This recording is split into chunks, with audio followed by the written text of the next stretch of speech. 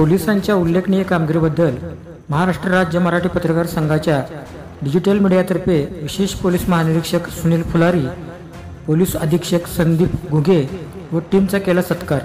सांगली जिल्ह्यातील कवठेमंकाळ तालुक्यातील दरोडा प्रकरण व निलजीमधील जबरी चोरीचा उत्कृष्ट तपास करून आरोपींना गजाआड केल्याबद्दल व एकूणच वाढती गुन्हेगारी रोखण्यासाठी ठोस पावले उचलल्याबद्दल आज विशेष पोलीस महानिरीक्षक सुनील फुलारी, पोलीस अधीक्षक संदीप घुगे, अप्पर पोलीस अधीक्षक ऋतू खोकर, पोलीस उपाधीक्षक प्रनिल गिल्डा व त्यांच्या टीमचा महाराष्ट्र राज्य मराठी पत्रकार संघाच्या डिजिटल मीडियातर्फे सत्कार करण्यात आला। या प्रसंगी डिजिटल मीडिया सांगली जिल्हा कार्याध्यक्ष राजेंद्र कांबळे,